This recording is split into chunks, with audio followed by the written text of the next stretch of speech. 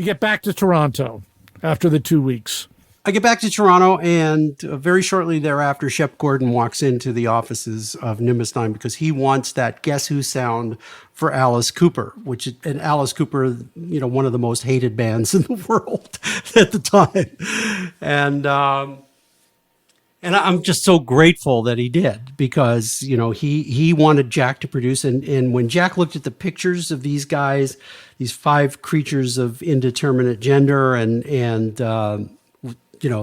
something way out of his very middle of the road wheelhouse, he didn't really want to have anything to do with them. So he actually sent me to New York City to see the band. He said to Shep, being the polite Canadian that he is, and that I still am to a much lesser extent, he said, well, he didn't just say no. He said, okay, I'll tell you what.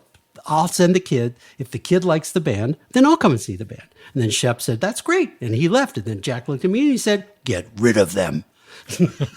So they sent me to New York to sign somebody else and get rid of Alice Cooper. And it was exactly the opposite. The other person that I went to see didn't move me. I didn't see it. But going into Max's Kansas City on September 8th in 1970, following the laser beams out of the subway station at Houston and going around the corner and up the stairway into Max's Kansas City, into a sea of spandex and spider eyes, into a world of, jet black hair, black lipstick, black fingernails, and hugely high boots. They were like these wraiths, these zombies that were floating across the floor. Nobody spoke. They just sort of had a telepathic language among them. And they all knew when I entered the room that there was a hippie in their midst.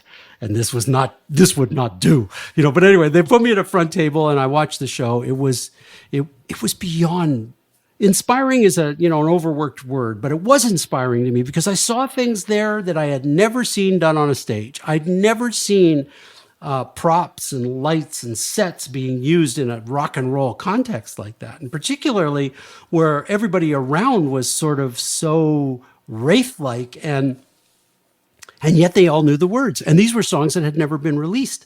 So the whole thing was like, it just knocked my socks off. And I went running up to the dressing room and with no authority whatsoever committed Nimbus 9 to producing the next Alice Cooper album. And then when I got back to my hotel, I didn't sleep at all because I knew that this was not going to be met with good favor. And so I called Alan McMillan first thing in the morning and he just goes, get on the first plane back. You get back here. So I did.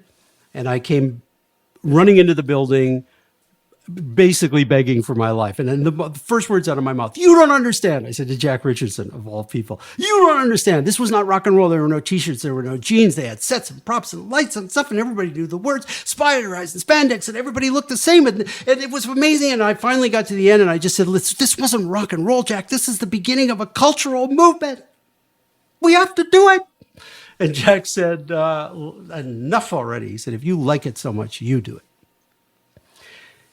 And that stopped me in my tracks. That was like, I just kind of looked at him and said, excuse me. And he's, or in Canadian, that would have been sorry. Right. And Jack said, yeah, you do it. I'm not doing it. So then I had to walk out, I had to take a walk up the street just to figure out, like, did I dare? Like, this is real. This is not being an advanced man for the real guy. He's going to make me the real guy. And I don't know if I can do that. And then I got halfway down the block and realized that nobody with my brains and my looks and blah, blah, blah. And I just thought, what have I got to lose? This is great. This is the greatest opportunity anyone's ever given me. So I came back into the building and I went, I'll do it. You'll be proud. So what were the next steps? Well, the next steps were that I went and rehearsed with them in Pontiac, Michigan. There's lots of wonderful stories, and you'll read all about it in my new book entitled, no, I don't have a book, but when I do have a book, you'll read all about it. It was a great leap forward from the previous two albums. Okay. Right. They had 18, had Caught in a Dream, etc. How did you make that great leap forward in the material? Well, first of all, that material was already written when I came. Lucky me. It was at a moment where they'd had 2 albums to sort of find their way, and then they started to write songs, like actual songs, and some of them were really good. We had a lot of trash too. There was a lot of material that got rejected, but that's the way of every project you ever do. You may go through hundreds of bits and pieces to find the ones that you really, really want to spend time on. So those songs, the ones you just mentioned, 18, Is It My Body, which was, for me, that was the beginning of everything. And the first song that we worked on. And Black Juju, they'd already had those. They just played them differently. They played them. What happened at the time was they didn't know what you had to do to get a song on the radio. Neither did I, honestly. I just did some quick woodshedding, and I had a few notes, like Jack would say, well, you got to be under 3 minutes. 2:30 is better. So I knew stuff like that, right? But I also knew that when listening to them play, they'd lose me for like 3 minutes in the middle of a song, and then they'd come back and it would be different. It wasn't the same as the beginning. And everybody was playing lead all the time. So my job was to find the essence of the song. Like where's the power? There's always a riff. There's always a great riff at the center of an Alice Cooper song, whether it's School's Out or whether it's I'm 18. And so where's that? And what are we singing? And what are we singing about? I was too stupid to know that words didn't matter. I thought they did. And actually, it turned out I was right. So that's why American Woman was such a big hit. It was just that phrase, American Woman. So I was really focusing on the melody, the sort of central riff, and the rhythm. And I saw those as 3 separate tracks that this song would run on at the same time. And then they had to be coordinated. It had to work. They each had to work with the other so it would be powerful. And basically, what I learned from Tchaikovsky is what I applied to Alice Cooper. It's true. I know. I haven't said that out loud before, but it is true. Okay. So you've talked previously in this podcast about helping write the songs. Did you help write the songs, would you say? Or you were just helping arrange them? I did help write the songs at that time, but that was considered to be production, or by anybody, but even me. I thought that was production. I thought okay. So how much pre-production on that first Alice Cooper album you did, Love It to Death, and how much time did it take to actually record it?